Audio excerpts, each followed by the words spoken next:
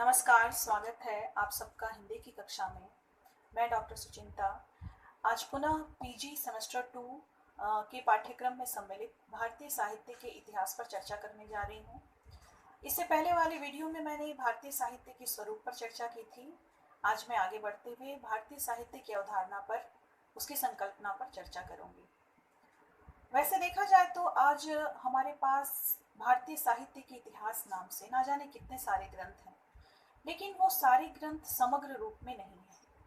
अगर हम यहाँ समग्रता की बात करें तो इसका तात्पर्य यह है कि प्राचीन भारतीय भाषाओं से लेकर आधुनिक भारतीय भाषाएं जितनी भी हैं उन सबको समग्र रूप में अभी तक किसी ने भी एक ग्रंथ में संग्रहित कर इतिहास प्रस्तुत नहीं किया है। तो हमारे पास अलग अलग भाषाओं के बहुत सारे इतिहास ग्रंथ उपलब्ध हैं, लेकिन समग्रता में एक भी इतिहास ग्रंथ उपलब्ध नहीं है। परंतु हमारे पास जो भी उपलब्ध हैं ग्रंथ, उन ग्रंथों को लेकर आज हम भारतीय साहित्य की अवधारणा, उसकी संकल्पना की चर्चा करते हैं। तो आइए हमारे साथ हम इसके चर्चा में आगे बढ़ें। वर्तमान में भारतीय साहित्य का इतिहास नाम से उपलब्ध ग्रंथों में विषय विस्तार तथा प्रौढ़ गहन प्रतिपादन शैली की दृष्टि से सर्वाधिक महत्वपूर्ण मॉरिस विंटरनित्ज का इतिहास है। यह ग्रंथ मूलतः जर्मन भाषा में लिखा गया था। भारतीय पाठकों को इसके विविध खंडों के अंग्रेजी संस्करण वर्तमान सदी के प्रथम चरण से ही सुलभ रहे हैं। जैसा कि यहाँ आपको प्रतीत हो रहा होगा कि इस ग्रंथ के 3 खंड हैं।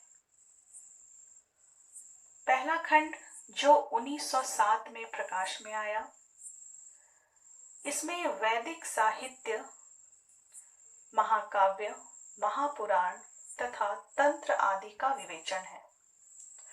दूसरा खंड जो 1920 में प्रकाशित हुआ, इसमें बौद्ध एवं जैन साहित्य का वर्णन है। तीसरा खंड 1922 में आया, जिसमें अभिजात संस्कृत साहित्य का चित्रण है। स्पष्टतः इन्होंने सिर्फ प्राचीन साहित्य को ही ग्रहण किया है। अब इसके पश्चात हम देखें तो अल्ब्रेक्ट वेबर जी की संकल्पना प्रकट हुई, जो 1952 में जर्मन भाषा में लिखी गई। वेबर जी के ग्रंथ भारतीय साहित्य का इतिहास में भारतीय आर्य भाषा के साहित्य के विकास का अध्ययन प्रस्तुत किया गया है। विकास का यह अध्ययन भी केवल पहले और दूसरे चरण तक ही सीमित है।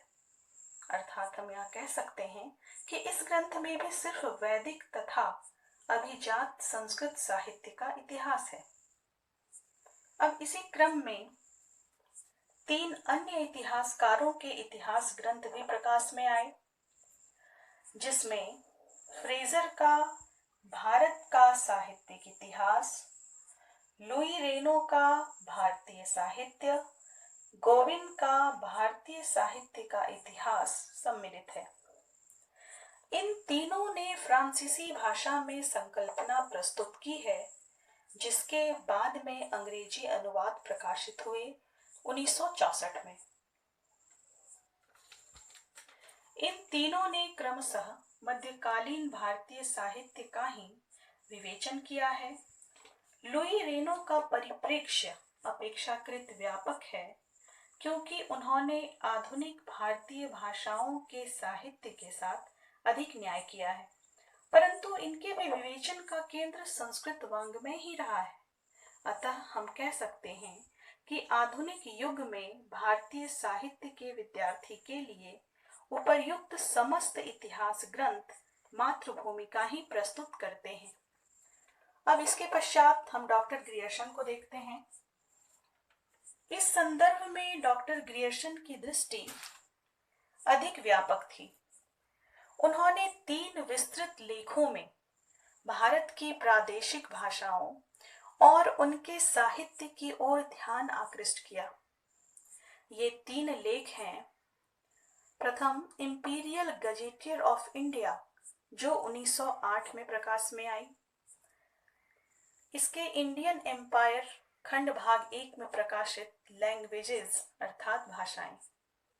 दूसरा, इसी के भाग 2 में सन्निविष्ट वर्नाक्यूलर लिटरेचर अर्थात भाषा साहित्य। तीसरा, bulletin of the school of oriental studies में संकलित popular literature of northern India अर्थात उत्तर भारत का लोकप्रिय साहित्य। इनमें से भाषा संबंधी लेख एक प्रकार से भाषा साहित्य शीर्षक लेख की भूमिका प्रस्तुत करता है। भाषा साहित्य में भारत की प्रादेशिक भाषाओं के साहित्य का धार्मिक और भाषिक आधार पर संक्षिप्त विवरण प्रस्तुत किया है। धार्मिक अथवा भक्ति साहित्य को ग्रियर्सन ने उपास्य देवों के क्रम से राम, कृष्ण, शिव और शक्ति से संबद्ध प्रवृत्तियों में विभक्त कर विभिन्न प्रादेशिक भाषाओं के साहित्य में एकता के संधान की दिशा में पहला स्तुत्य प्रयास किया है। ग्रियर्सन का यह आरंभिक प्रयास स्वभावतः अपूर्ण है, किंतु उनका गौरव यह है कि उन्होंने भारत की प्रादेशिक भाषाओं के समृद्ध वाङ्मय की महत्व प्रतिष्ठा करते हुए उसमें समान प्रवृत्तियों के आधार पर भारतीय साहित्य की समेकित अस्मिता की पहचान के लिए मार्ग प्रशस्त किया है। ग्रियर्सन के पश्चात अब हम आते हैं आधुनिक युग में। तो आधुनिक युग के आरंभ में यानी 19वीं शताब्दी के मध्य में भारतीय नवजागरण की चेतना का उदय हुआ, जिसके फलस्वरूप आधुनिक भाषाओं के प्रबुद्ध विद्वानों तथा प्रगतिकामी संस्थाओं ने अपने अपने साहित्य के इतिहास प्रकाशित किए हैं। अब हम इस फेहरिस्त में देखें तो इसमें मीनाक्षी सुंदरम जी जो हैं उन्होंने तमिल साहित्य का इतिहास लिखा। सीतापति ने तेलुगु साहित्य का इतिहास लिखा। मुगली ने कन्नड़ साहित्य का इतिहास। परमेश्वरन नायर ने मलयालम साहित्य का इतिहास। दिनेश चंद्र सेन ने बांग्ला भाषा और साहित्य का इतिहास। आचार्य रामचंद्र शुक्ल ने हिंदी साहित्य का इतिहास तथा राम बाबू सक्सेना का उर्दू साहित्य का इतिहास नाम से प्रकाशित हुआ और मोहन सिंह का इतिहास पंजाबी साहित्य का इतिहास। इस प्रकार आधुनिक भारतीय भाषाओं के साहित्यिक इतिहासकारों ने कहीं भी भ्रांति के लिए अवकाश नहीं दिया। उनमें से प्रत्येक इतिहास स्पष्ट रूप से किसी एक भाषा के साहित्य का इतिहास है, भारतीय साहित्य का इतिहास नहीं। भारतीय साहित्य के इतिहास लेखन का यह दूसरा सीमांत है। अब हम यहाँ पे कह सकते हैं कि इन उपर्युक्त सर्वेक्षण का सार यह है कि अभी तक भारतीय साहित्य से संबद्ध जो इतिहास लिखे गए हैं उनकी विषय परिधि या तो भारत की प्राचीन आर्य भाषाओं के साहित्य तक सीमित है, जिसका केंद्र संस्कृत है, या फिर वे आर्य तथा द्रविड़ दोनों परिवारों की आधुनिक भारतीय भाषाओं के साहित्य का इतिहास है, जिसकी परिधि किसी एक भाषा तक सीमित है। अतः यह जाहिर है कि भारतीय साहित्य का इतिहास शीर्षक उपयुक्त नहीं। प्राचीन साहित्य के इतिहास लेखकों ने इस तथ्य को स्वीकार किया है और आधुनिक भाषाओं के इतिहासकारों ने इस प्रकार का कोई दावा अब तक नहीं किया। अब हम इस विवेचना के पश्चात स्वतंत्रता के बाद जो राष्ट्रीय चेतना हमारे भारतवर्ष में आई उसके बाद कौन कौन से इतिहासकारों ने इतिहास लिखा इसकी विवेचना करेंगे। तो आइए हम देखें स्वतंत्रता के पश्चात के बाद की ग्रंथ। स्वतंत्रता के पश्चात राष्ट्रीय एकता की चेतना के साथ भारतीय भाषाओं के साहित्य को समेकित रूप में ग्रहण करने की भावना का उदय हुआ और एक राष्ट्र तथा समेकित भारतीय संस्कृति की तरह समेकित भारतीय साहित्य की खोज भी शुरू हुई। इस खोज के फलस्वरूप कुछ ग्रंथों का प्रकाशन हुआ, जिसमें डॉक्टर सुनीति कुमार का नाम लिया जाता है। उन्होंने आधुनिक भारत की भाषाएं और साहित्य नामक ग्रंथ लिखा। प्रस्तुत निबंध के लेखक ने भारतीय वाङ्मय का संपादन किया। साहित्य अकादमी के तत्कालीन सचिव श्री कृष्ण कृपलानी की पुस्तक आधुनिक भारतीय साहित्य एक विहंगम दृष्टि प्रकाशित हुई और सूचना प्रसारण मंत्रालय की ओर से प्रोफेसर गोकाक के संपादकत्व में आधुनिक भारतीय भाषाओं के साहित्य शीर्षक वार्ता संग्रह प्रस्तुत हुए। वस्तुतः तो इनमें से एक भी ग्रंथ सही अर्थ में भारतीय साहित्य का इतिहास प्रस्तुत नहीं करता, परंतु डॉक्टर सुनीति कुमार ने अपने ग्रंथ में 14 आधुनिक भारतीय भाषाओं और उनके साहित्यों के अलग अलग सर्वेक्षण प्रस्तुत किए हैं। विभिन्न भाषाओं के साहित्यों से अंतरंग परिचय न होने के कारण उनके सर्वेक्षण भी काफी सतही और उखड़े हुए हैं।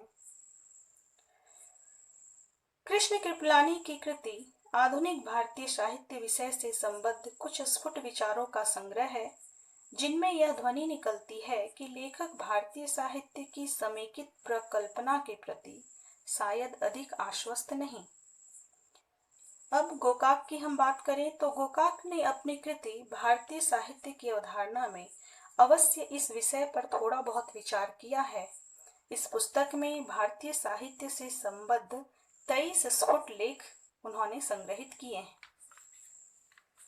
इन सारी विवेचन के पश्चात हम यही कह सकते हैं कि ये सभी ग्रंथ अंग्रेजी में प्रकाशित हुए हैं और इनमें अभी बुनियादी मुद्दों को उठाने की ही कोशिश ज्यादा है। तो मैं ऐसा समझती हूँ कि आपको भारतीय साहित्य की अवधारणा संकल्पना समझ में आई होगी। इसके बाद वाली वीडियो में मैं भारतीय साहित्य की विशेषता पर चर्चा करूंगी बहुत जल्द। धन्यवाद।